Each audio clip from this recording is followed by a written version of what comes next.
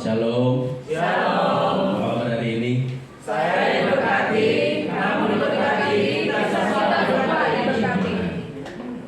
Hari Kamis ini kita memperingati kenaikan Tuhan Yesus. Jadi kita sama-sama datang ibadah.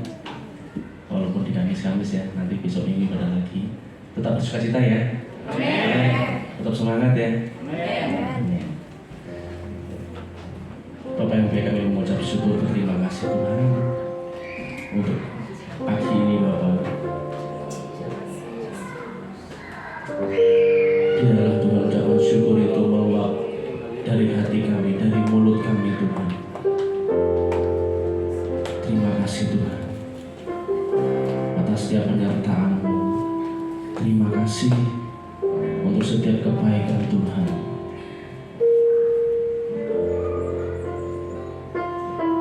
Kami bersyukur Tuhan. Kau sungguh Tuhan yang layak kami sembah. Kau Tuhan yang sungguh layak kami puji. Terima kasih Yesus. Terima kasih Tuhan.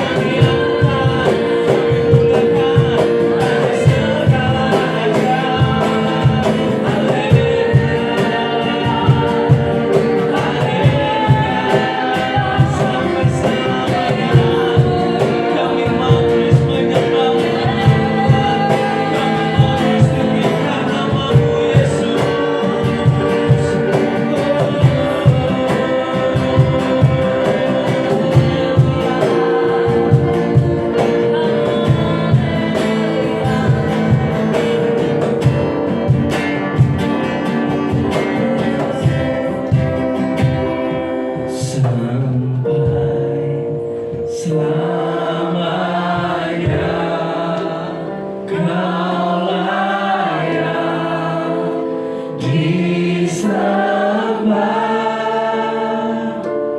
ku tinggikan sampai selamanya.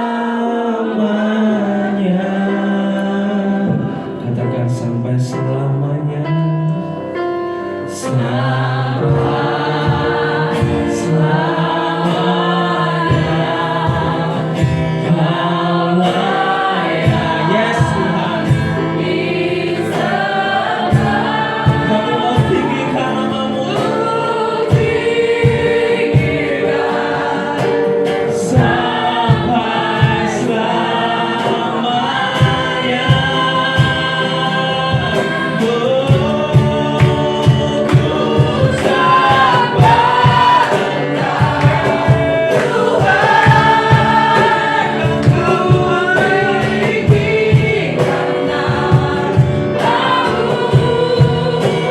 Sampai selamanya, Kau yang layak disembah, Kau Allah yang berkuasa. Ku sembah Engkau Tuhan, ku tinggikan namamu. Engkaulah Raja di atas segala raja. Ku sembah Kau Yesus sampai selamanya. Engkaulah Raja di atas segala raja. Ku sembah Kau Yesus sampai selamanya. Berikan kemuliaan buat Raja di atas segala raja, Saudara Yesus Tuhan.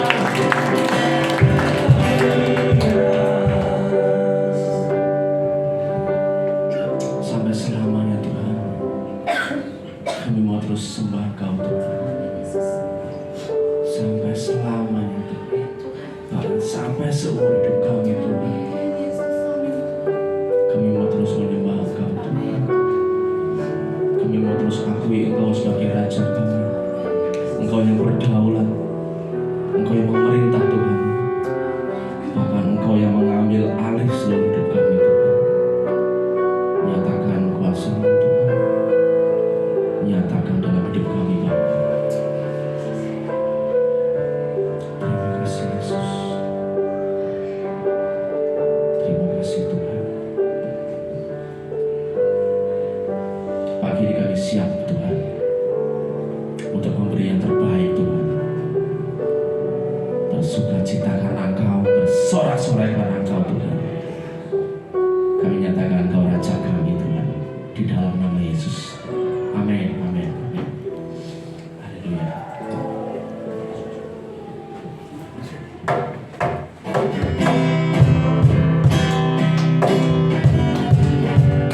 Kita sama-sama nyanyikan Dia Raja kita.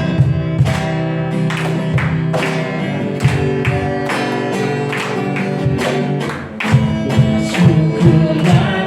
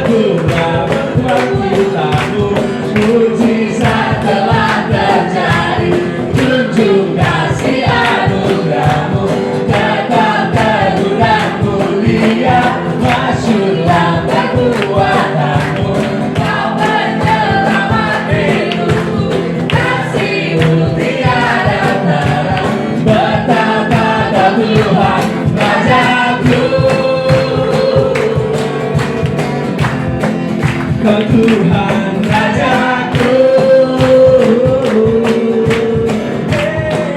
Engkau Tuhan Rajaku. Haleluya, haleluya, haleluya. Tuhan Raja kami, Tuhan. Haleluya. Kami rindukan Engkau selalu dalam hati kami, Tuhan.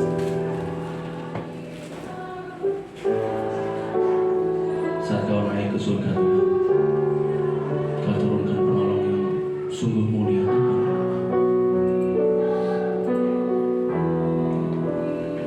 Roh Kudus-Mu, Tuhan,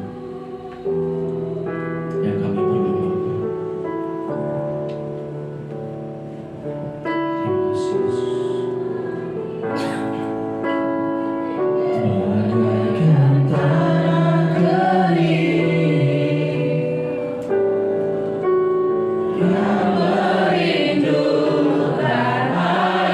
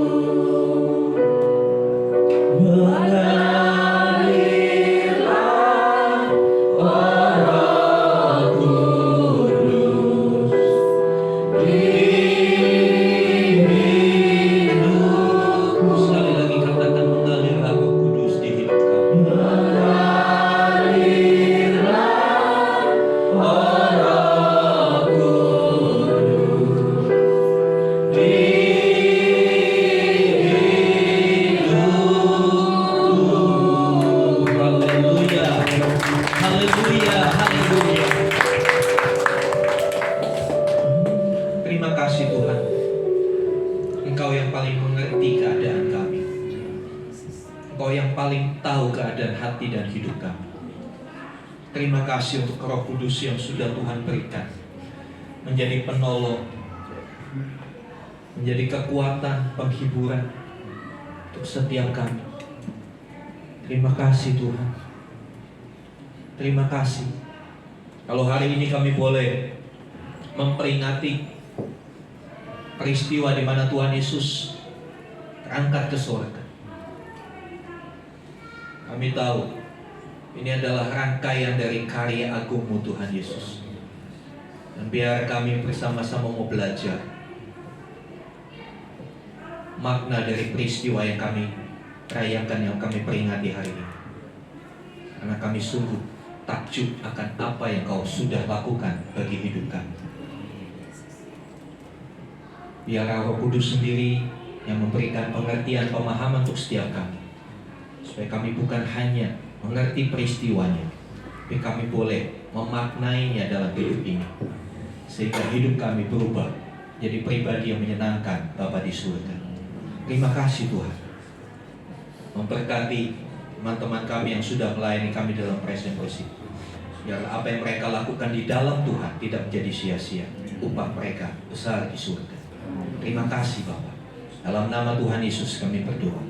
Haleluya. Amin. Amin. Silakan duduk Bapak Ibu Saudara.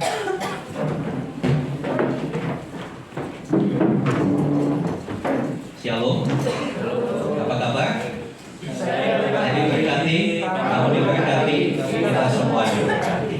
Iya, kita adalah orang-orang yang diberkati Tuhan. Terima kasih untuk tim present worship yang sudah melayani kita pada hari-hari kesempatan pagi hari ini. Saudara yang dikasih Tuhan, hari ini istimewa. Mengapa? Kalendernya merah, libur, ya. Kita memperingati kenaikan Tuhan Yesus ke surga. Peristiwanya seperti apa sih kenaikan Tuhan Yesus ke surga? Ya. Kita baca dulu di dalam Lukas 24. Lukas 24 ayat 20, ayat 50 sampai 53. Lukas 24 ayat 50 sampai 53.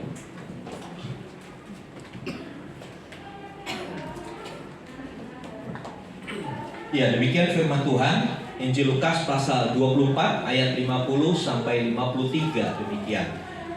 Lalu Yesus membawa mereka keluar kota sampai dekat Betania. Di situ ia mengangkat tangannya dan memberkati mereka. Dan ketika ia sedang memberkati mereka, ia berpisah dari mereka dan terangkat ke sorga. Mereka sujud menyembahnya. Lalu mereka pulang ke Yerusalem dengan sangat bersukacita. Mereka senantiasa berada di dalam bait Allah dan memuliakan Allah. Saudara yang dikasih Tuhan, dalam perjalanan murid-murid bersama-sama dengan Tuhan Yesus, ya kita tahu 2 kali mereka ditinggali. Yang pertama, ketika Tuhan Yesus ditangkap dan disalibkan, ditinggali. Sepertinya pada waktu itu ada malam Jumat Agung itu, mereka kehilangan pegangan. Mereka bingung, galau, baper, campur jadi satu. Siapa ini yang kita mau ikuti? Pemimpin kita, guru kita, Tuhan kita ditangkap dan dia nggak ngelawan sampai mati di atas kayu salib. Kalau kita ada dalam posisi mereka, mungkin keadaan hati kita gak jauh beda dengan mereka.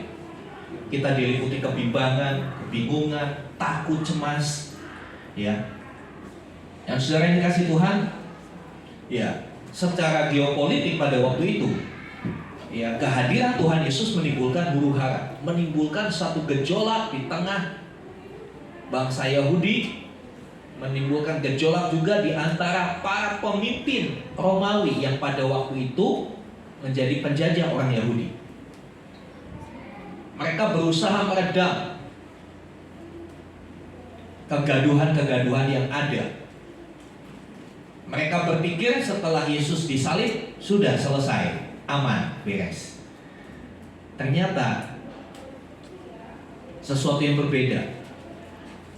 Pada hari yang ketiga beredar kabar di masyarakat, Yesus orang Nazaret itu bangkit.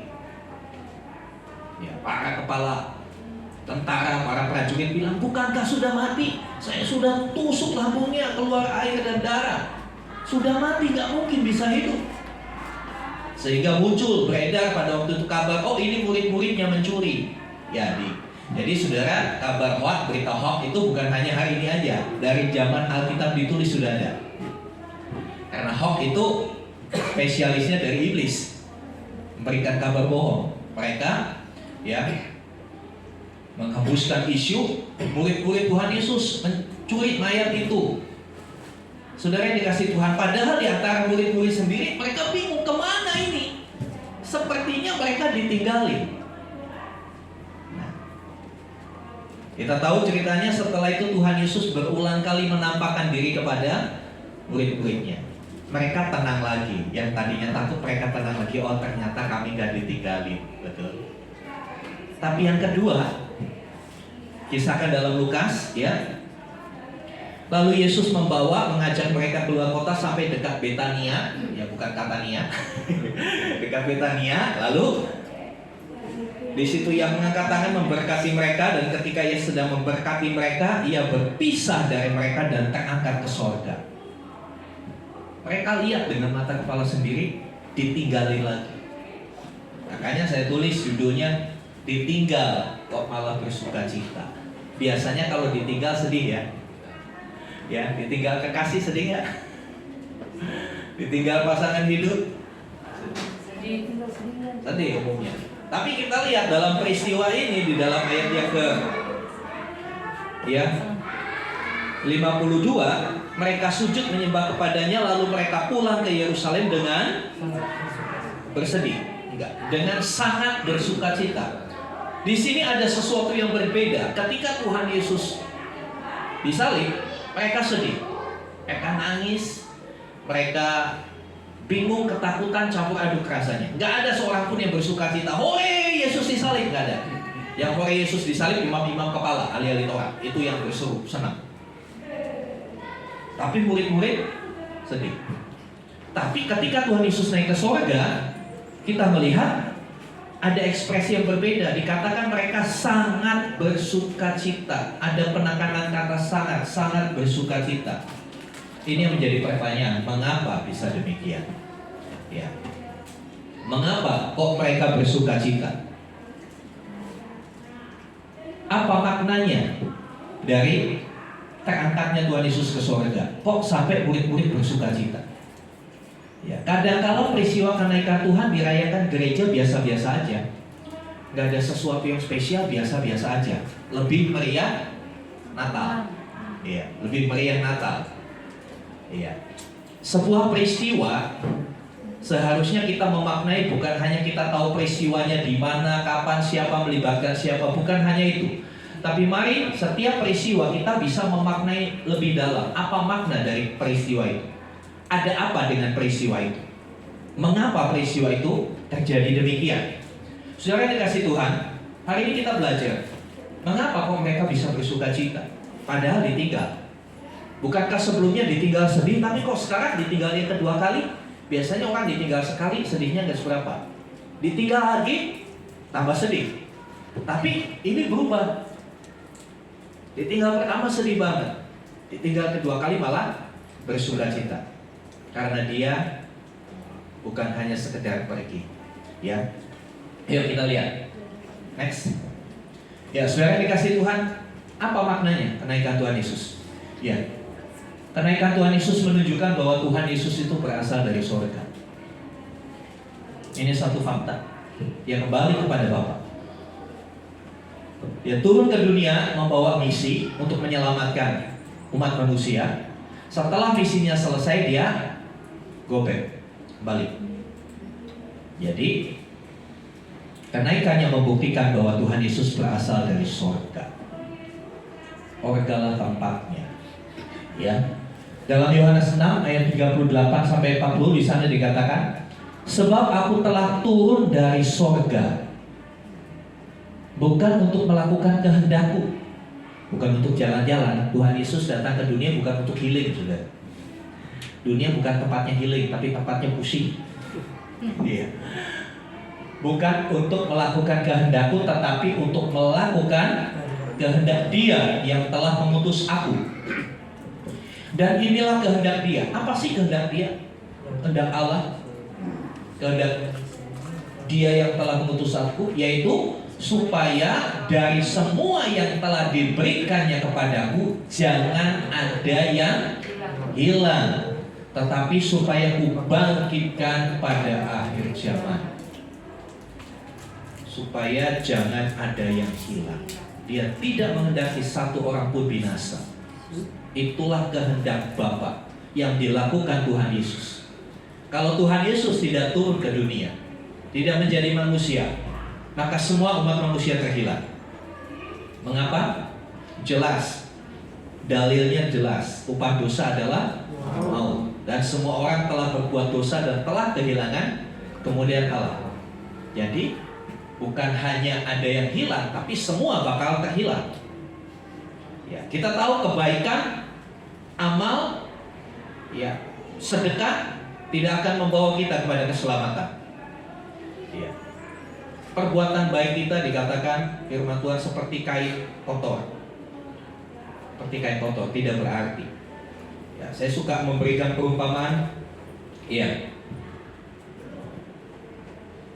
Kalau saudara suka satu makanan kesukaan, ya, anggap aja apa ya? Apa? Mie ayam. Ya, yang paling simpel deh, mie ayam gitu ya. Mie ayam, suka. Ya, saudara datang ke rumah saya udah waktu, Pak, kami OTW, tolong disiapin mie ayam begitu ya. Iya. Oke, kan ya. Disiapin mie ayam. Oke, saya bilang oke gitu kan. Oke, tunggu aja gitu kan. Saya bikin mie ayam. Tapi ya, mie ayam kesukaan saudara itu saya sajikan bukan di mangkok, tapi di pispot. Saudara tahu pispot? Tempat kotoran. Tempat orang sakit kalau PHP taruh di situ karena dia nggak bisa jalan ke toilet, pakai alat batu itu. Kira-kira mie ayam yang super enak itu saya taruh di situ. Saya suguhkan sama saudara. Mau makan nggak? Katanya suka. Katanya suka. Ya, kenapa saudara? Karena tempatnya, masalahnya bukan di mie ayamnya, betul nggak? Masalahnya bukan di mie ayamnya, tapi masalahnya di tempatnya yang tidak sesuai. Jadi masalahnya bukan di amal ibadah, bukan di sedekah, bukan di perbuatan baiknya, tapi masalahnya di tempatnya yang tidak sesuai. Hati kita ketika masih kotor itu tidak berkenan di hadapan Allah, tidak sesuai. Sehingga perbuatan baik apapun, kalau hatinya masih kotor, motivasinya masih salah, tidak berkenan di hadapan, sia-sia kan? Sia-sia saya capek-capek bikin. Saudara nggak akan pernah mau, bahkan hilang selera makan. Udah kebayang, wah bayang aneh-aneh. Saudara dikasih Tuhan. Karena itulah Tuhan Yesus perlu turun ke dunia untuk menyelesaikan masalah hati yang kotor, untuk menyelesaikan masalah dosa manusia. Ya, kemudian itu tuh berkata, sebab inilah kehendak Bapakku. Diulangi lagi. Ya, ayat 29, perhatikan, inilah kehendak Dia. Di bawahnya disebut lagi, inilah kehendak Bapakku, yaitu supaya setiap orang yang melihat anak, siapa? Tuhan Yesus, dan yang percaya kepadanya beroleh hidup yang kekal, dan supaya aku membangkitkannya pada akhir zaman. Jadi saudara, itulah tujuan Tuhan Yesus hadir ke dunia. Bukan sekedar dia pengangguran di surga, semua ciptaan udah beres, dia jalan-jalan ke dunia. Enggak. Dia punya misi penyelamatan, misi rescue, menyelamatkan. Ya. Dan penyelamatannya ini saya katakan penyelamatan yang sempurna. Nah, saya punya tetangga itu dia bekerja sebagai pemadam kebakaran. Kalau ada kebakaran kan dia menyelamatkan. Cuma kadang-kala ada orang-orang yang memberikan konotasi negatif menyelamatkan, ada kebakaran menyelamatkan. Apa yang diselamatkan? Barang-barang yang bisa dibawa pulang diselamatkan dulu. Walaupun tidak semua, kadang-kala dalam peristiwa begitu kan selamatkan dulu dompetnya gitu kan. Selamatkan dulu ini ada perhiasan. Pemadam kebakaran menyelamatkan. Yang pertama dilokalisir. Kalau terjadi ada seorang anak di situ yang terjebak dalam kepungan api, apa yang dia lakukan? Dia akan selamatkan. Dia akan selamatkan, dia ambil, dibawa ke tempat yang aman. Habis itu dibawa pulang nggak nih anak? Enggak, dia biarin. Tapi saudara, yang Tuhan Yesus lakukan, saya pernah sampaikan, Dia menyelamatkan kita. Kita yang sudah dikepung kobaran api, bakal binasa, Dia selamatkan kita, dibawa ke tempat yang aman. Setelah itu kita diangkat jadi anak. Keren kan? Kita diangkat jadi anak. Wow. Dia nggak tanya-tanya, lu anaknya siapa? Lu keturunan siapa? Jangan-jangan keturunan maling. Enggak. Tanpa dia melihat latar belakang kita, tanpa dia melihat dari mana asal kita. Saat kita percaya, kita diangkat jadi anak. Luar biasa. Nggak ada misi penyelamatan yang sesempurna ini. Dan setelah dia selesaikan misinya, kembali dong, karena bumi ini bukan asalnya. Dia turun dari surga, dan di dalam Lukas dia katakan dia naik, dia terangkat, dia kembali. Jadi satu fakta yang kita harus maknai dengan benar, melalui kenaikannya ini membuktikan bahwa Tuhan Yesus benar-benar dari surga. Lalu dia naik ke surga, dia ngapain ke sana? Ya kembali dia memerintah, menjalankan roda pemerintahannya atas alam semesta. Jadi saudara yang dikasih Tuhan, Tuhan Yesus balik ke surga bukan ongkang-ongkang kaki di sana. Dia lanjutkan pekerjaannya. Misi penyelamatan sudah selesai, dia balik lagi. Coba lihat satu ayat di dalam Matius 28 Matius 28 ayat 18. Tolong Pak Didi bacakan Matius 28 ayat 18. Yesus mendekati mereka dan berkata, "Kepadaku telah diberikan segala kuasa di surga dan di bumi." Ya. Ini adalah satu declare, satu pernyataan. Setelah dia selesaikan misinya, setelah dia bangkit dari kematian, dia mengalahkan maut, dia berkata kepada muridnya, "Kepadaku telah diberikan segala kuasa di sorga dan di bumi." Pertanyaan saya, siapa yang memegang kuasa atas sorga dan dunia? Tuhan. Inilah ayat yang membuktikan bahwa Yesus itu adalah Tuhan. Ya. Ini ayat yang jelas sekali membuktikan Yesus adalah Tuhan. Karena dia yang pegang kuasa di sorga dan di bumi. Satu ayat lagi di dalam Filipi.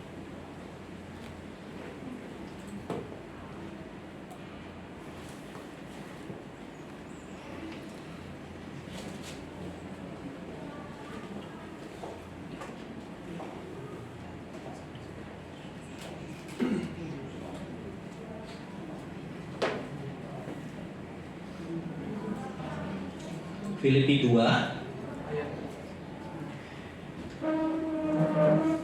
ayat 6. Filipi 2 ayat 6 mulai. Saya bacakan demikian firman Tuhan, yang walaupun dalam rupa Allah tidak menganggap kesetaraannya dengan Allah itu. Jadi Yesus itu setara dengan Allah karena dia Allah, sebagai milik yang harus dipertahankan. Ayat 7, melainkan telah mengosongkan dirinya sendiri dan mengambil rupa seorang hamba dan menjadi sama dengan manusia. Dan dalam keadaan sebagai manusia, ia, Yesus Kristus, telah merendahkan dirinya dan taat sampai mati, bahkan sampai mati di kayu salib. Saudara perhatikan apa yang Tuhan Yesus kerjakan. Dia itu Allah. Dia mengambil rupa manusia. Manusianya bukan manusia yang berpangkat, tapi manusia biasa mengambil rupa seorang hamba. Dia melepaskan, dikatakan dia mengosongkan dirinya. Apa yang ada dalam dirinya dilepas semua. Kehebatannya, kemampuannya dilepas semua. Dia menjadi sama dengan manusia. Dalam keadaan sebagai manusia dikatakan dia merendahkan diri. Ya. Perhatikan apa yang dicatat di dalam 4 Injil, bagaimana Tuhan Yesus merendahkan diri. Bagaimana Tuhan Yesus tidak arogan. Dia bisa aja berkata, kalian tahu gak, aku ini Allah yang jadi manusia, makanya nurut. Dia bisa bilang gitu kan. Kita kan kadang-kala pakai power kita kan. Kalau orang sudah gak hargai kita, kamu tahu gak siapa saya? Iya kan, kadang-kala di dunia kan suka seperti itu. Ketika seorang yang punya posisi tertentu lalu direndahkan, dia mulai munculkan itu. Dia pakai itu powernya. Kamu tahu nggak siapa saya? Ya nggak tahu, kan begitu. Iya kan? Nah, sekarang dikasih Tuhan, tapi Tuhan Yesus nggak lakukan itu. Dia merendahkan diri. Dalam ketaatannya sebagai manusia, dia taat sampai mati. Oleh sebab itu, ayat 9 dikatakan, itulah sebabnya Allah sangat meninggikan dia dan mengaruniakan kepadanya nama di atas segala nama, supaya dalam nama Yesus apa? Bertekuk lutut segala yang ada di langit dan yang ada di atas bumi dan yang ada di bawah bumi, dan segala lidah mengaku Yesus Kristus adalah Tuhan bagi kemuliaan Bapa. Kenaikannya ke sorga menggenapi ayat ini. Dia kembali ke tahtanya. Dia kembali jalankan pemerintahannya sebagai raja di atas segala raja. Dan itu disaksikan oleh Yohanes ketika dia dibuang di Pulau Patmos di kitab Wahyu. Kita lihat Wahyu 3 ayat 21. Wahyu 3 ayat 21. Kalau bacakan di Wahyu 3 ayat 21.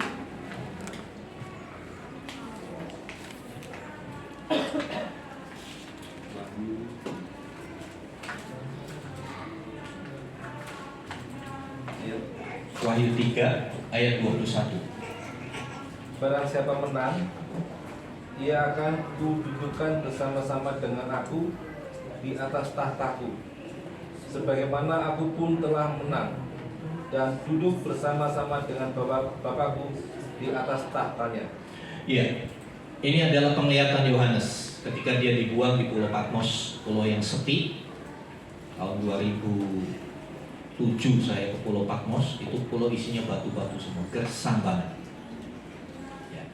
Di pulau itulah Rasul Yohanes mendapat penglihatan. Salah satunya ayat ini yang dia lihat. Dia lihat anak manusia Tuhan Yesus duduk di atas tahta. Jadi kenaikannya ke sorga membuktikan dia benar-benar dia Tuhan dan dia raja yang memerintah semesta. Selanjutnya saudara, apa yang membuat mereka bersukacita? Apa yang membuat murid-murid bersukacita? Next. Tuhan Yesus naik ke surga karena Tuhan Yesus menyediakan tempat bagi orang percaya. Ya. Dia sudah menjelaskan apa tujuannya dia naik ke surga. Dalam Yohanes 14 ayat 1 sampai 3, ya. Janganlah gelisah hatimu, percayalah kepada Allah, percayalah juga kepadaku. Di rumah Bapakku banyak tempat tinggal. Jika tidak demikian, tentu aku mengatakannya kepadamu. Sebab aku pergi ke situ untuk menyediakan tempat bagimu. Kalau dari bahasa aslinya, kata tempat itu diterjemahkan dalam bahasa Inggris itu mansion.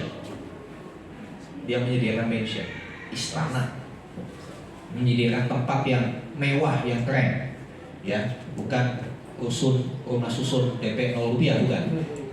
Ya. Dia menyediakan tempat yang the best buat kita, mansion.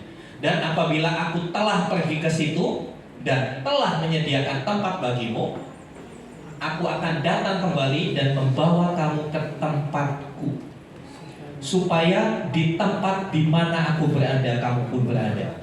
So sweet banget ya Tuhan Yesus sama kita ya. Supaya di mana aku berada, kamu berada. Itu keren banget.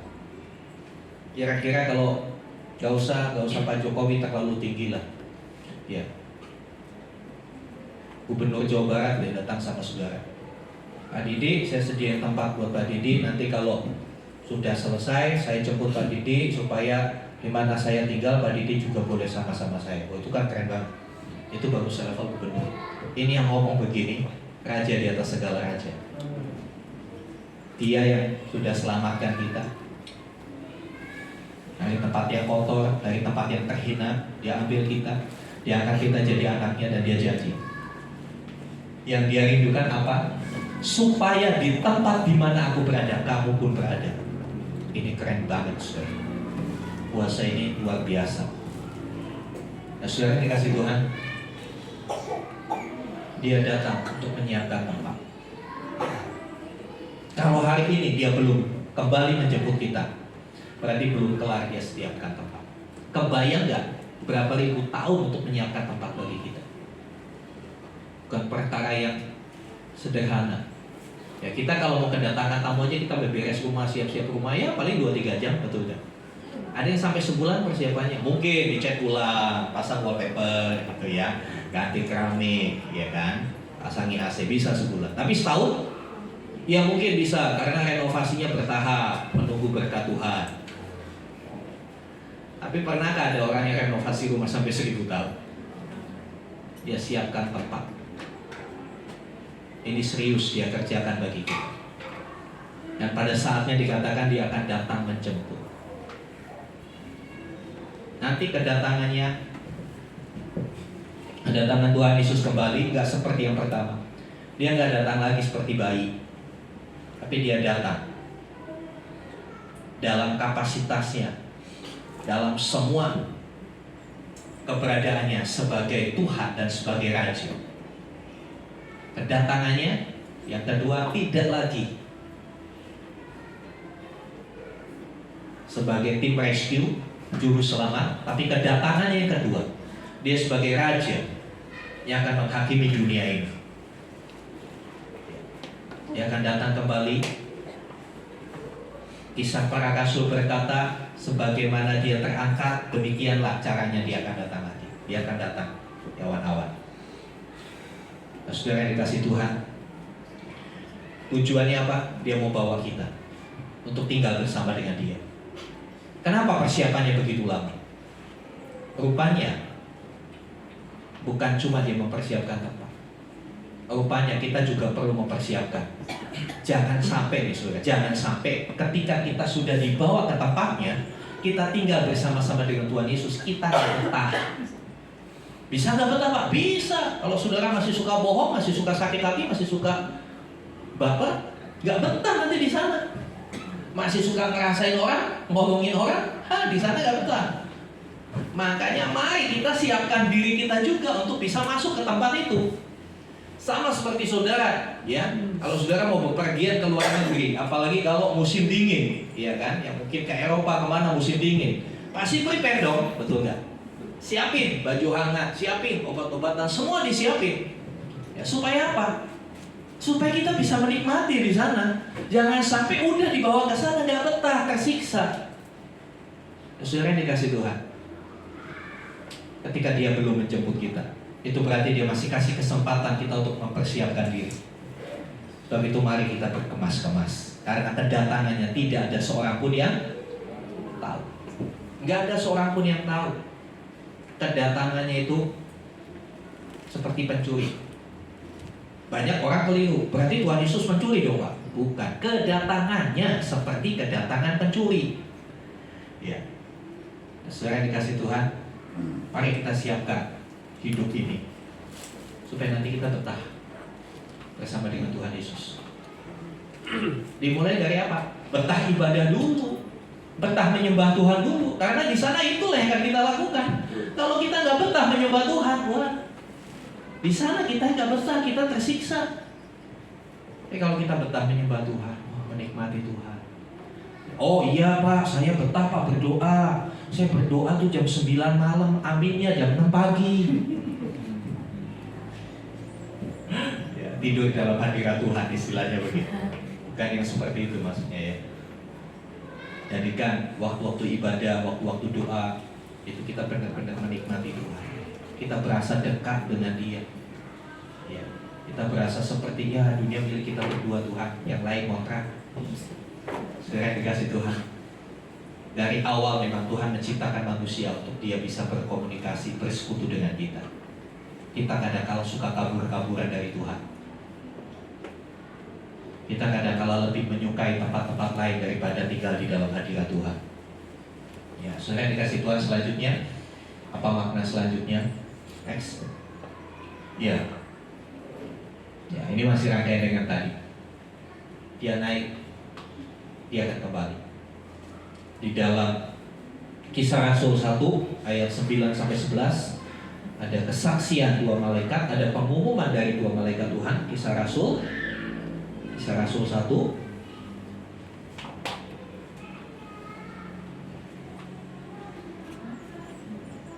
Kisah Rasul pasal 1 ayat 9 sampai 11. Sesudah ia mengatakan demikian, terangkatlah ia disaksikan oleh mereka, dan awan menutupnya dari pandangan mereka. Ketika mereka sedang menatap ke langit, waktu ia naik itu, tiba-tiba berdirilah dua orang yang berpakaian putih dekat mereka, dan berkata kepada mereka, "Hai orang-orang Galilea, mengapakah kamu berdiri melihat ke langit? Yesus ini yang terangkat ke sorga meninggalkan kamu, akan datang kembali dengan cara yang sama seperti kamu melihat dia naik ke sorga." Ada pengumuman yang disampaikan, dia akan datang kembali. Jadi hal kedatangan Tuhan, hukumnya ya pasti. Ya, kalau dalam tata peradilan sudah inkrah, sudah pasti, sudah tidak bisa ditawar-tawar lagi. Kalau keputusan dikatakan sudah inkrah, itu sudah diputuskan, tidak bisa ditawar-tawar lagi. Sudah diputuskan, dia akan datang lagi. Dia akan datang lagi. Untuk apa? Untuk menjemput kita. Untuk apa? Untuk menghakimi dunia. Untuk apa? Untuk menyatakan kekuasaannya atas dunia ini. Untuk menyatakan kekuasaannya atas setiap kompetitornya. Minggu lalu kita belajar kompetitornya kompetitor utama dari Tuhan adalah Mamon. Nanti pada hari kedatangannya, uang tidak akan ada gunanya. Mamon tidak akan menolong manusia. Ya, hari ini mungkin dengan uang orang bisa membeli keadilan. Ya, dengan uang orang memberi keadilan. Bayar saja sekian, walaupun salah, oke, aman, bisa luput. Tapi pada saat kedatangannya, dia hakim yang gak bisa dinego. Ya di atas ya, dan tidak di atas tidak. Saudara dikasih Tuhan, ya, dikatakan Yesus ini yang terang ke surga akan datang kembali dengan cara yang sama. Yang menarik dari ayat ini, tidak dikasih tahu jadwalnya kapan. Betul? Nggak dikasih tahu jadwalnya kapan. Ini yang harus kita waspadai, karena dia bisa datang sewaktu-waktu. Bukan masalah kapan dia datang, tapi masalahnya sudahkah kita mempersiapkan diri untuk kedatangannya. Ya, konsep kedatangan Tuhan, menghadap Tuhan, buat saya ada dua. Tuhan Yesus datang menjemput kita, atau kita yang dipanggil untuk menghadap Tuhan. Mau pilih mana dulu, saudara? Kita nggak bisa pilih. Kita nggak bisa pilih. Tuhan datang dulu, seperti waktu dia naik ke surga, di awan-awan semua orang bisa lihat. Atau kita dipanggil, dia absen. Saya nggak mau sebut, nanti saudara ketakutan. Nanti saya sebut nama udah ketakutan. Nanti batuk-batuk sih, aduh. Iya. Kalau Tuhan panggil, kita bisa bilang nanti dulu Tuhan sebentar. Enggak. Ketika keputusan itu sudah diberikan, ketika nama kita sudah disebut, nggak ada seorang yang bisa menolak, nggak ada seorang yang bisa menunda. Siapapun dia, gembala pun tidak bisa. Semua adalah hak prerogatifnya Tuhan. Oleh karena itu kembali saya katakan, yang penting bukan kapan kita dipanggil Tuhan, tapi yang penting sudah siap apa belum. Yang penting bukan bagaimana caranya, mau kena COVID, ya, mau kena bisul, mau kena kanker, mau kecelakaan pesawat, mau ketabrak beca, ya, mau kepleset di kamar mandi. Bukan itu yang penting. Itu hanya caranya.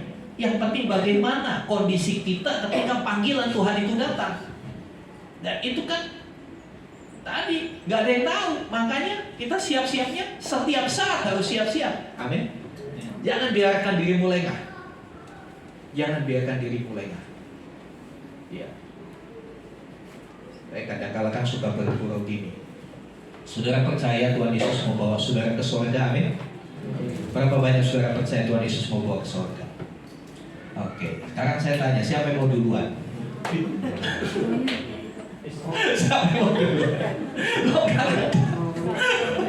Ya sudah dengan itu. Ya.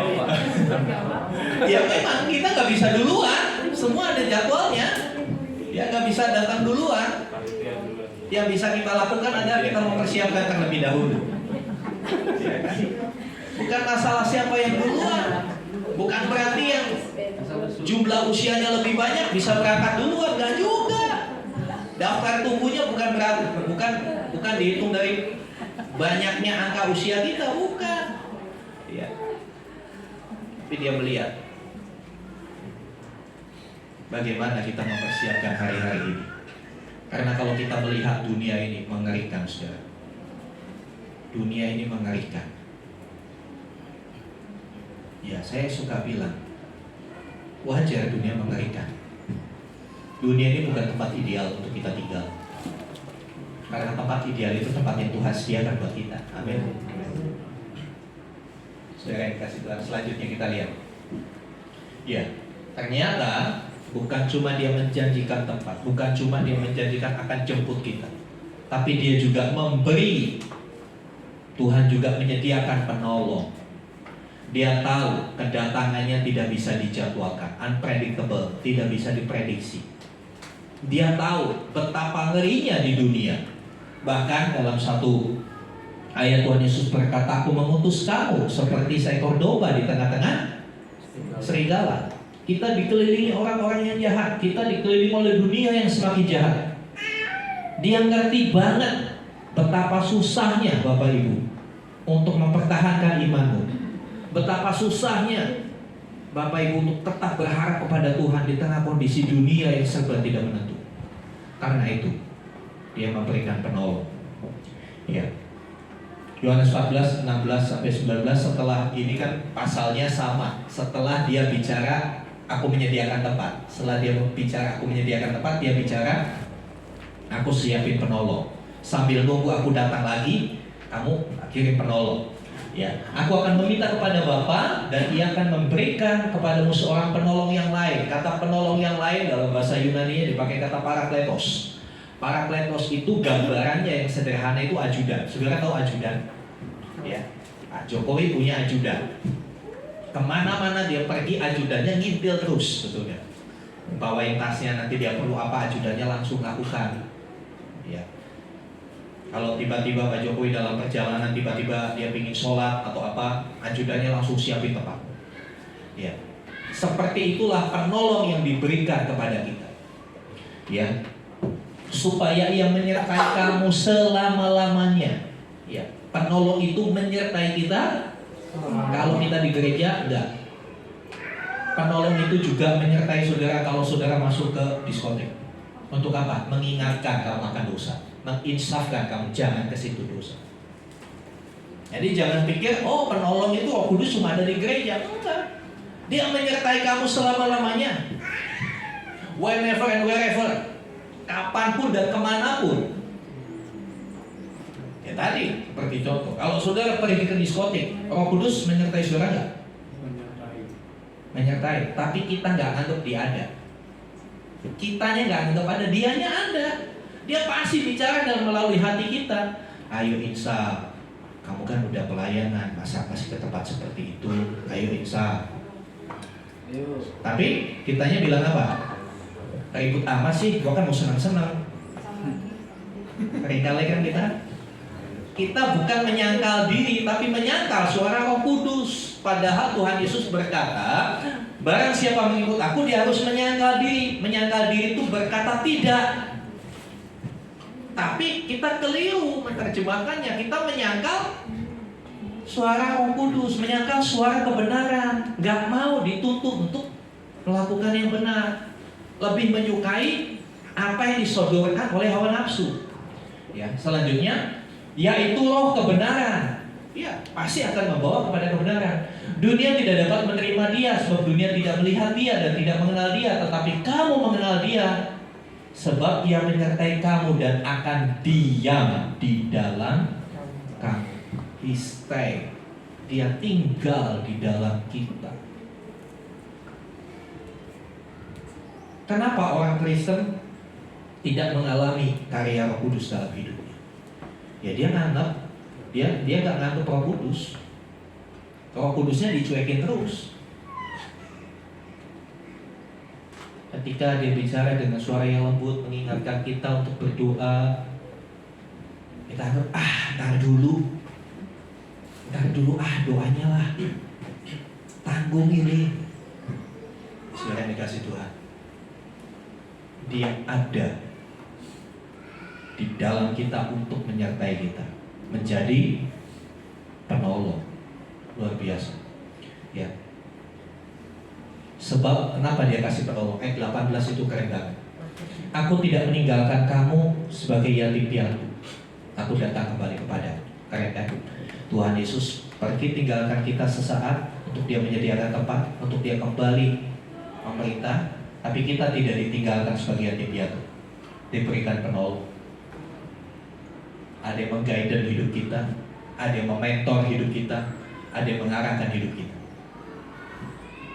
sampai dia akan datang kembali. Ketika dia datang kembali, tugasnya penolong itu selesai. Next. Ya. Kenaikannya ke surga juga selain memberikan penolong, dia memberikan mandat kepada orang percaya. Apa itu mandat? Mandat adalah perintah, wewenang. Mandat adalah kekuasaan untuk melakukan perintah. Kekuasaan untuk melakukan perintah. Ya, Matius 28, 18-20. Yesus mendekati mereka dan berkata, kepadaku telah diberikan segala kuasa di sorga dan di bumi. Ini menunjukkan dia pegang semua kuasa. Karena dia pegang semua kuasa, dia bisa mendelegasikan kuasa itu kepada kita. Dia bisa memberikan wewenang itu. Dia bisa memberikan penugasan kepada kita.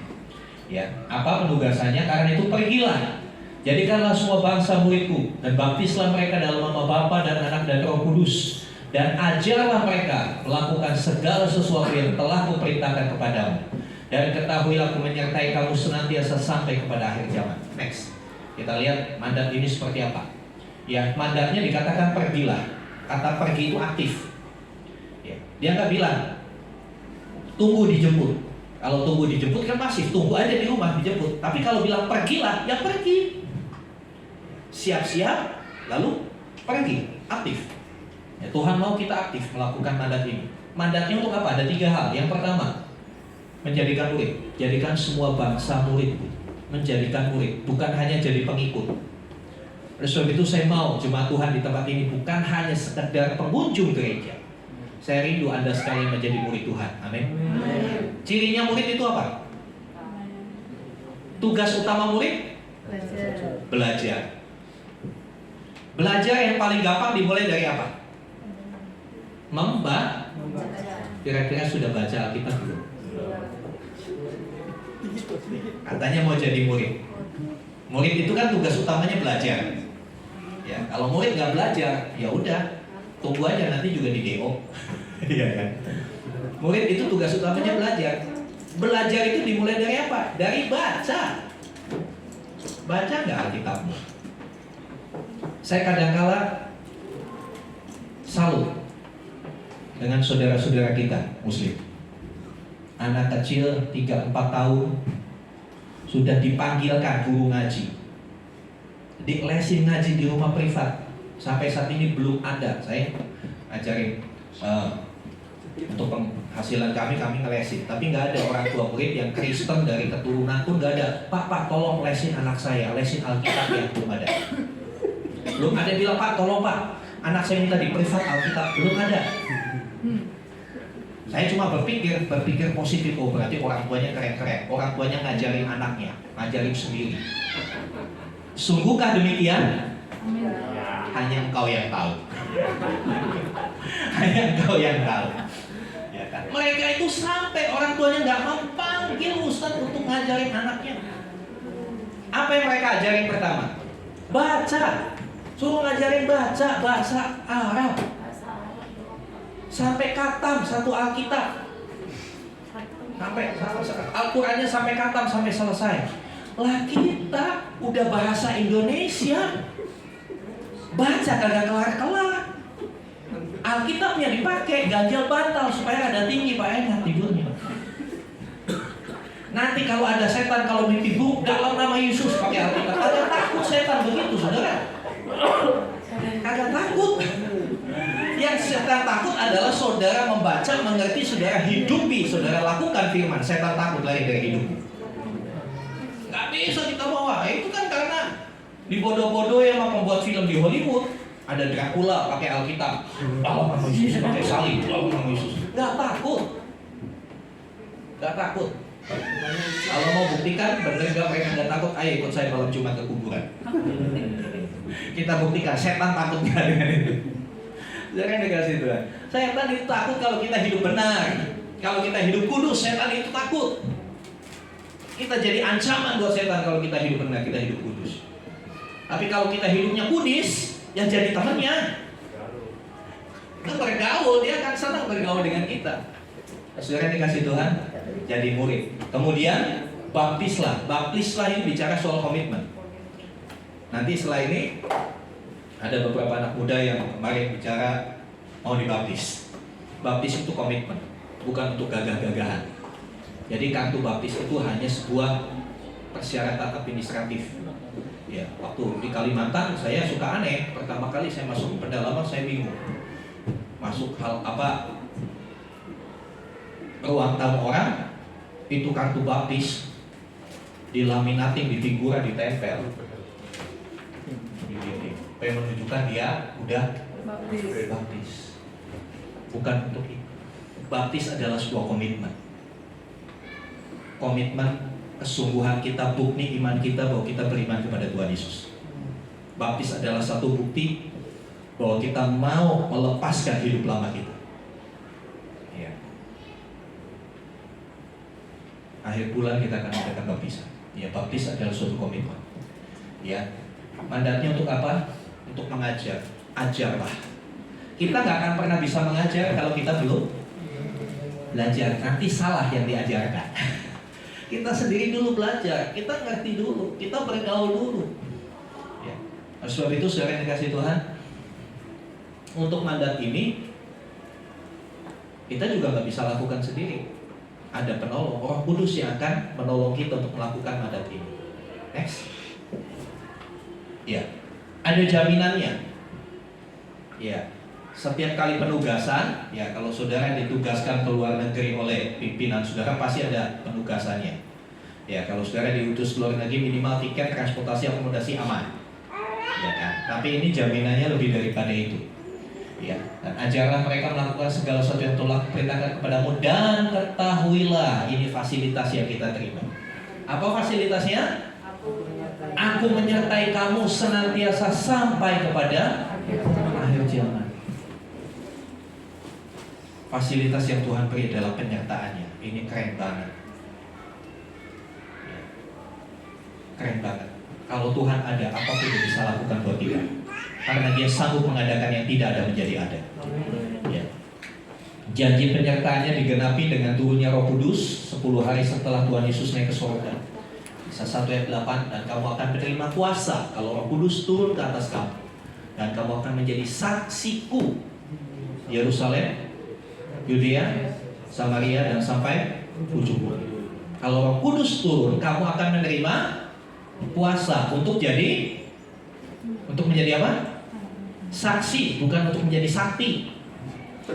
Terima Roh Kudus nggak jadi sakti. Ada kala dulu waktu zaman gerakan gerakan karismatik awal, wah orang berlomba. Ya, berlomba. Ada KKR, wah itu pendeta itu sakti, kenapa dipegang kepalanya jatuh? Jadi jatuh. Bukan untuk jadi sakti, untuk jadi saksi. Saksi itu apa sih? Saksi itu orang yang mengalami, orang yang tahu persis kejadian itu, ya kan? Ada nih peristiwa kecelakaan misalnya di depan, saudara jadi saksi. Ya, Niki jadi saksi, ada kecelakaan di depan. Ditanya, kamu jam segini waktu kecelakaan ini ada di mana? Ada di mana? Di kamar mandi. Ya gak batal jadi saksi. Saksi adalah orang yang ketika peristiwa itu terjadi, dia ada di situ, dia menyaksikan, dia tahu persis, dia tahu secara detail. Kita saksi Tuhan. Apakah kita sudah mengalami Tuhan? Kita tahu tentang Tuhan? Kita bisa cerita detail tentang Tuhan. Ya. Saudara, ada satu nubuatan. Ya. Ada satu nubuatan di akhir zaman nanti. 10 orang akan pegang bajumu dan berkata, kami mau ikut beribadah sama kamu, perkenalkan kami sama Allah. Ketika itu terjadi, siapkah saudara? Siapkah saudara memperkenalkan Tuhan Yesus kepada orang-orang seperti itu? Atau aduh jangan-jangan, aku sendiri gak ngerti, aku cuma ikut-ikutan. Karena itu jadi murid dulu, baru bisa belajar, baru bisa mengajar. Setelah itu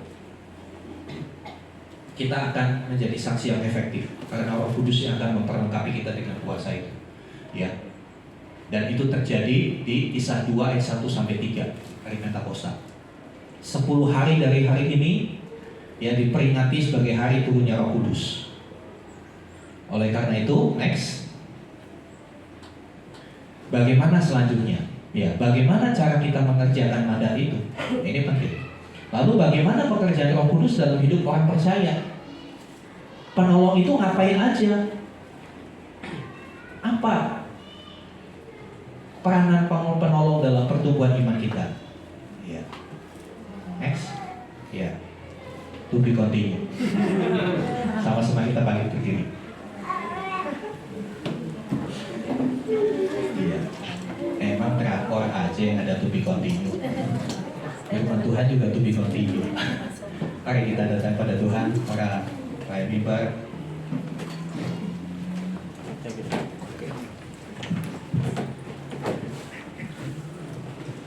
Kita belajar bahwa apa yang terjadi hari ini, yang kita peringati hari ini tuh keren banget. Ya, keren banget. Ya, luar biasa banget. Menyatakan Yesus itu benar-benar Tuhan. Dia memegang segala kuasa di langit, di bumi, dan di bawah bumi. Kepadanya bertekuk lutut semua makhluk. Haleluya. Biarlah kita kembali mau menyembah Dia. Tahun pertama tadi bersembah.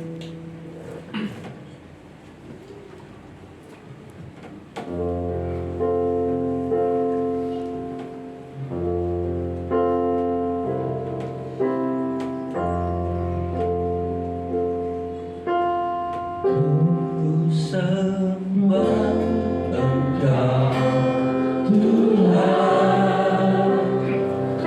ku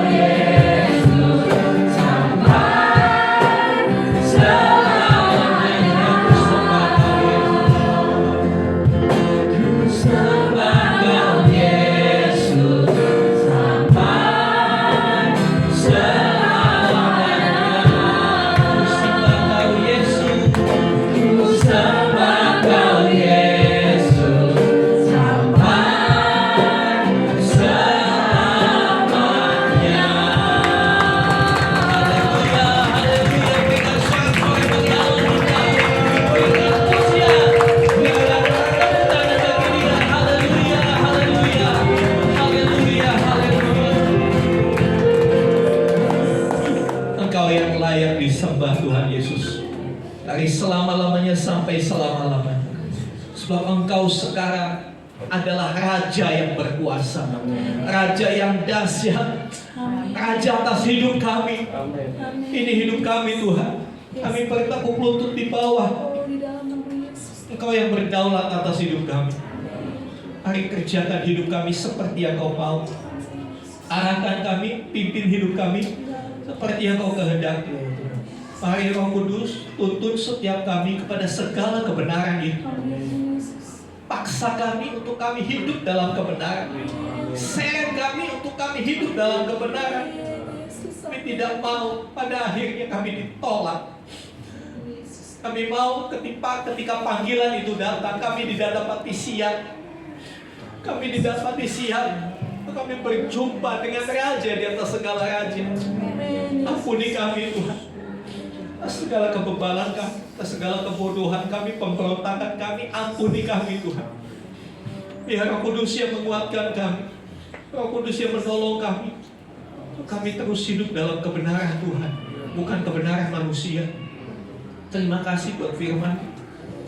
Kiranya apa yang kami peringati hari ini boleh menjadi sesuatu yang kami ingat senantiasa, yang kami hidupi dalam keseharian hidup kami. Terima kasih Bapa. Dalam nama Tuhan Yesus kami berdoa. Haleluya. Amin. Silakan duduk Bapak Ibu Saudara. Mari Bapak Ibu Saudara-saudari kita bersatukan hati. Kita akan berdoa. Mengucap syukur Tuhan Yesus di hari kebangkitan-Mu ini Tuhan. Kami bisa berkumpul di tempat ini Tuhan Yesus.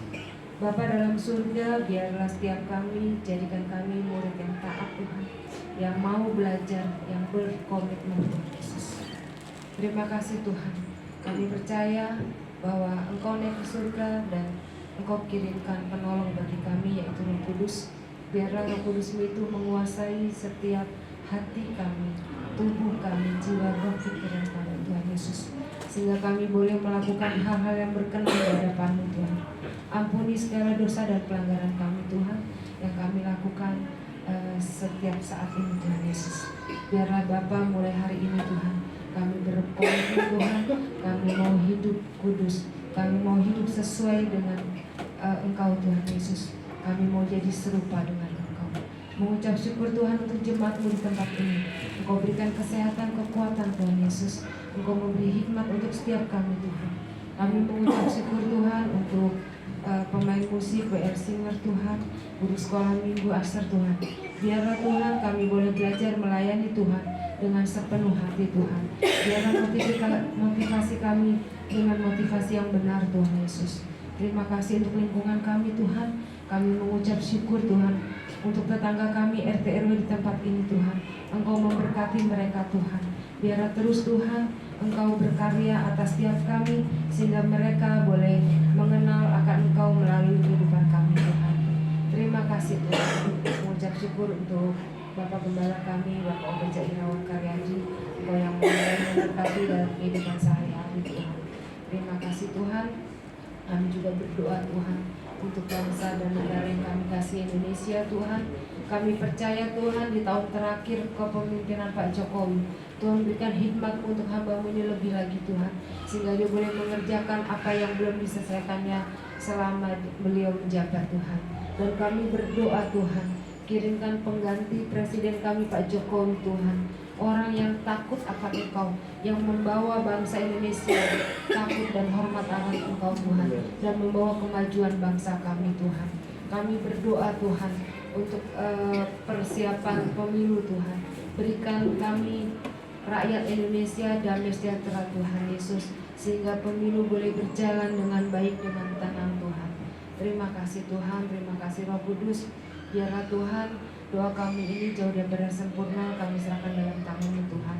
Kalau sebentar kami akan pulang, kami percaya penyertaan-Mu yang sempurna menyertai kami sampai kami masing-masing dengan selamat Tuhan. Terima kasih Tuhan, terima kasih Roh Kudus.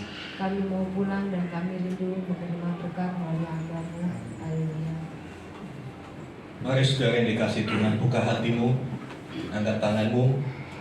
Dan sekarang terimalah rahmat anugerah dari Bapa di surga, di dalam kasih dan karya Tuhan Yesus Kristus, bersama-sama dengan penyertaan, pengurapan Sang Penolong yang ajaib, Roh Kudus. Terimalah berkat-berkat jasmani, terlebih lagi berkat rohani. Karena itu, pergilah, jadikanlah semua bangsa muridku. Baptislah mereka dalam nama Bapa dan Anak dan Roh Kudus, dan ajarlah mereka melakukan segala sesuatu yang telah kuperintahkan kepadamu. Dan ketahuilah aku menyertai kamu senantiasa sampai kepada akhir zaman. Demikianlah kita akan dimampukan sambil menantikan kedatangannya. Kita terus menjadi berkat. Kita membawa berita keselamatan kepada orang-orang di sekitar kita. Sampai pada saatnya ketika dia datang kembali, dia menjemput kita, membawa kita masuk ke tempat yang telah dia sediakan. Supaya di mana Tuhan Yesus berada, di situ pun saudara dan saya berada. Terima kasih Tuhan. Kami terima berkat anugerah yang dari Tuhan di dalam nama Tuhan Yesus Kristus. Haleluya. Amin.